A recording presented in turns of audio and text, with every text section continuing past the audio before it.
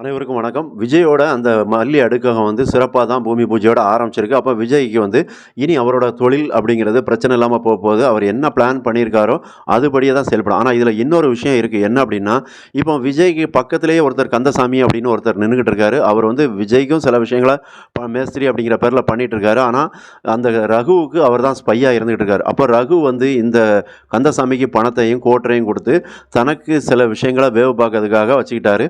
அப்ப இந்த கந்தசாமியால தான் சில உண்மைகள் இன்னும் வெளியே வரும் அப்படிங்கிறது தெரியுது.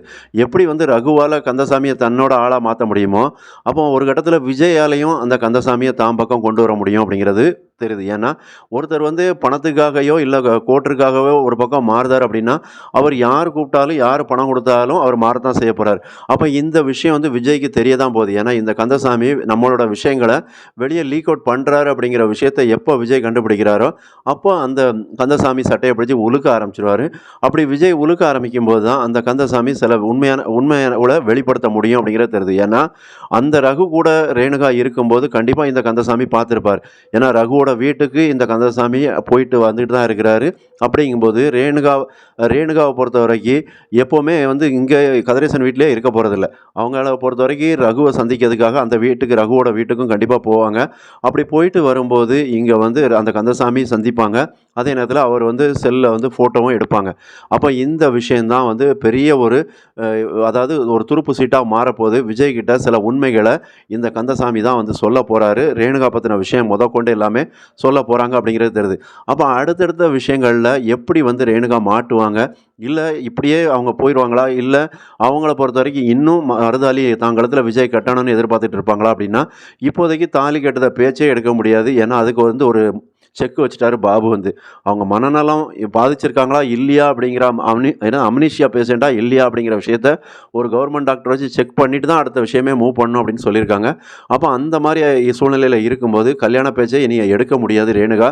அந்த ஒரு சூழ்நிலையில் தான் இருந்துக்கிட்டு இருக்காங்க. அப்போ இது அடுத்ததாக என்ன பண்ண போகிறாங்க, இனி அடுத்ததாக இந்த ரகுவும் இந்த ரேணுகாவும் ராஜியும் என்ன மூவ் பண்ண போகிறாங்க அப்படிங்கிறது தான் பெரிய எதிர்பார்ப்பாக இருக்குது. ஏன்னா இப்போ ராஜியை பொறுத்த வரைக்கும் இந்த ரேணுகா மேலே ஒரு பெரிய சந்தேகம் இருந்துக்கிட்டு தான் இருக்குது. அதனால தான் ஒரு கேள்வி கேட்டவங்க, உண்மையிலே நீ ரேணுகா தானா அப்படின்லாம் கேட்பாங்க. அந்த கேள்வியை கேட்ட உடனேயே இந்த ரேணுகா என்ன பண்ணியிருந்தாங்க, மயக்கம் வர மாதிரி நடிக்க ஆரம்பிச்சிருந்தாங்க. அப்போ யாராவது ஒருத்தர் நீ ரேணுகா தானா அப்படின்னு கேட்டால் கண்டிப்பாக அந்த இடத்துல நடிக்க தான் செய்வாங்க, மயங்கி விழுத மாதிரி தான் ஆக்ட் பண்ணுவாங்க. அப்போ இது ஏற்கனவே ஒரு தடவை நடந்திருக்கு. அப்போ அந்த இடத்துல மயங்கி விழுந்திருப்பாங்க. விஜய் முன்னாடியே இந்த ரேணுகா மயங்கி விழுந்திருப்பாங்க. அப்போ இன்னும் ஒரு வாட்டி விஜய் முன்னாடி இந்த மாதிரி மயங்கி விழுந்தா அப்போ விஜய்க்கே ஒரு சந்தேகம் வர ஆரம்பிச்சிடும். ஏன்னா விஜயை பொறுத்த வரைக்கும் வெளிப்படையாகவே சொல்கிறாரு மல்லிகிட்ட, எனக்கு ரேணுகா மேலே ஒரு கடமைக்கு தான் நான் அவங்கள மனைவியாக பார்த்துட்டு இருக்கிறேன் தவிர மற்றபடி ரேணுகா மேலே எனக்கு பழைய மாதிரி காதலோ பாசமோ இல்லை அப்படிங்கிற சொல்லியிருப்பாங்க.